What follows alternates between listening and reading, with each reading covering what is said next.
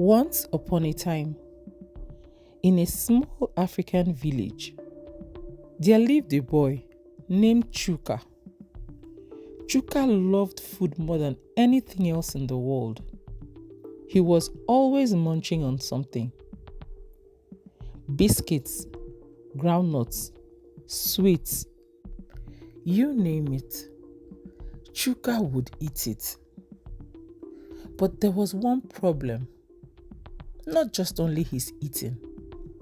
Chuka did not listen to his parents, especially when they warned him not to take food from strangers.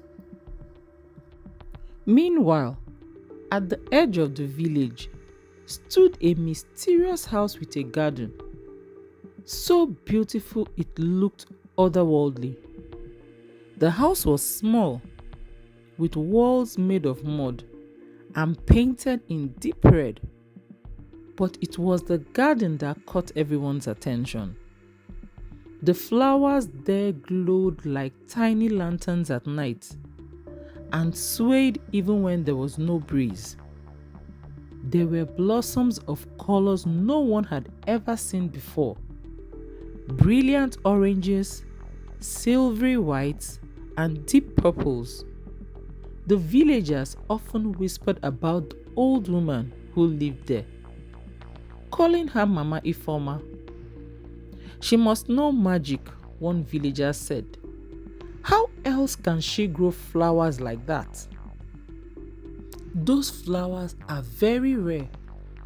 No one has ever seen any of those flowers before, apart from Mama Ifoma. I think there's something strange about them, he said. No way. There's nothing strange about them, replied his friend.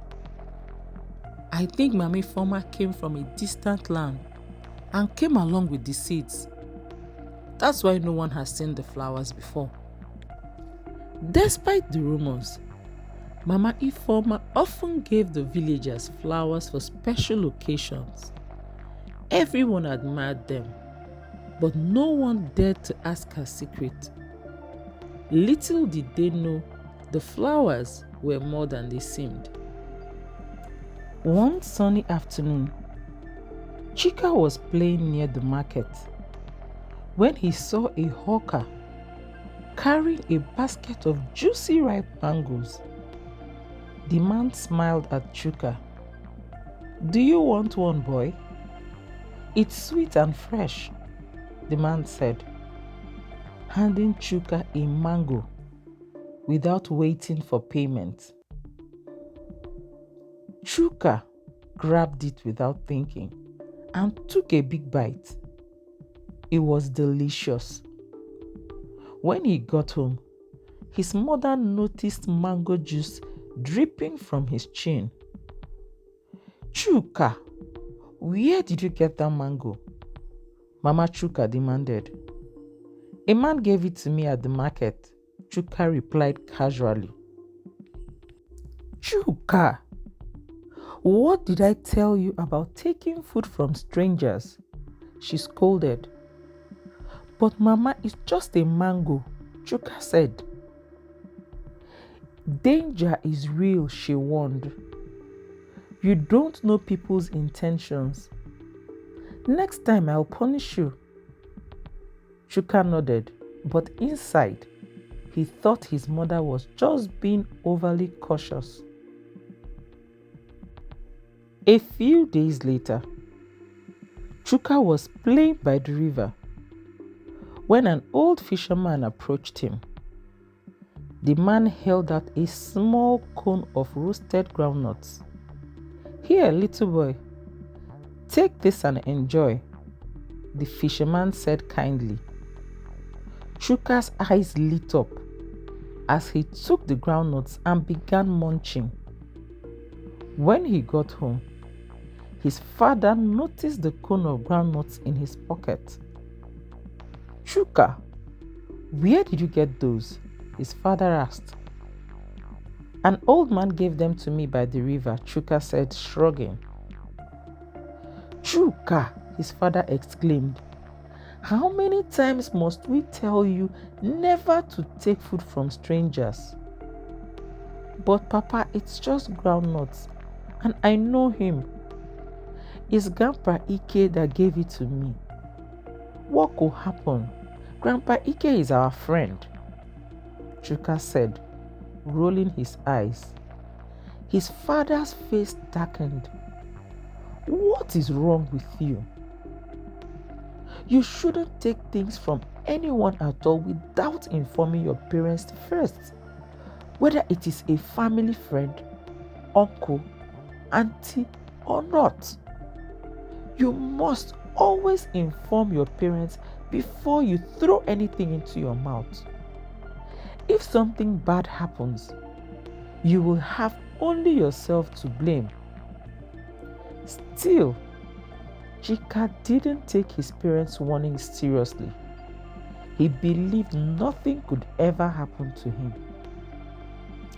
Chuka continued like this until one day he met Mama Ifoma. As Chuka walked through the village market, he saw Mama Ifoma tending to her small flower stall. Beside the flowers were fresh golden buns that smelled heavenly. The old woman smiled. "Come, young boy, would you like to try one of my special buns?" Without hesitation, Chuka reached out. "Yes, please." The bun was soft, sweet, and melted in his mouth. But as soon as he swallowed the last bite, Chuka's arms turned stiff, his feet rooted to the ground, and his skin grew green and soft like a stem. Before he could cry for help, Chuka had turned into a flower, a vibrant golden hibiscus. Mama Ifoma chuckled darkly and carried him to her enchanted garden. "Another beautiful flower for my collection," she whispered. That night, Ekene, Chuka's brother, went searching for him. He remembered he was last seen with Mama Ifoma, eating some buns. So he decided to walk by her house. While he was hiding in the garden, he overheard soft whispers, and to his shock, they came from the flowers. "Who's there?" Ekene whispered. "I am," one of the flowers answered faintly. "Please help us. We were once like you." Ekene stared at the flower. You can talk?" "Yes," the flower replied. "I was a boy from another village. Mama Ifoma gave me a bowl of porridge when I was hungry. It was delicious, but as soon as I finished, I was cursed and turned into this flower." Another flower chimed in. "She trapped all of us here. I was given a piece of roasted yam while I was traveling through the market. It smelled too good to resist." "Why does she do this?" Ekene asked. "She uses us to grow her magical flowers," the first flower explained. "The people she traps give life to her blossoms. If you don't stop her, your brother will stay like this forever." Ekene clenched his fists. "Don't worry, I'll find a way to save you all." Ekene hid until Mama Ifoma left her garden. He had watched her earlier using a glowing calabash to cast her spells. Quietly, Ekene crept into her house and found the calabash on a shelf. He grabbed it and spilled its glowing contents onto the ground. Immediately, the flowers began to shake and glow. One of them transformed back into people. Chuka fell to the ground, coughing, but alive.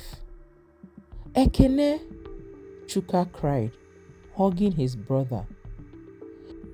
The other freed people gathered, thanking Ekene for his bravery.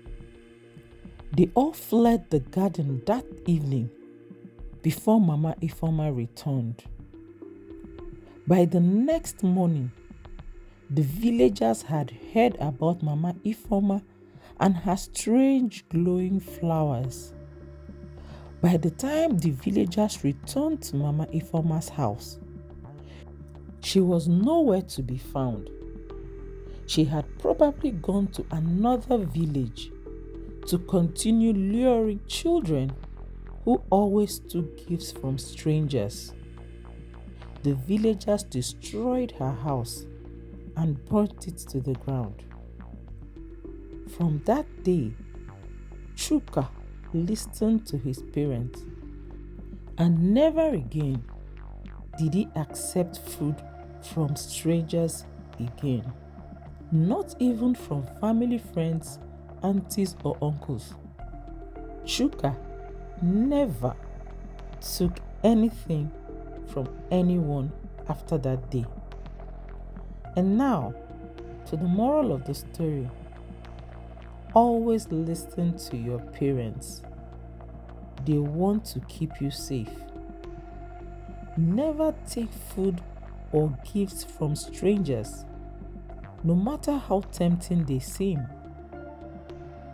Greed and carelessness can lead to danger, so always think before acting.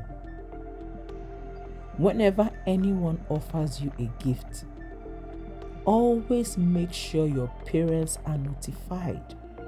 Inform your parents first. They will be in the best position to tell you what to do with the gifts. Thank you so much for watching. Please like, share, and subscribe to my channel.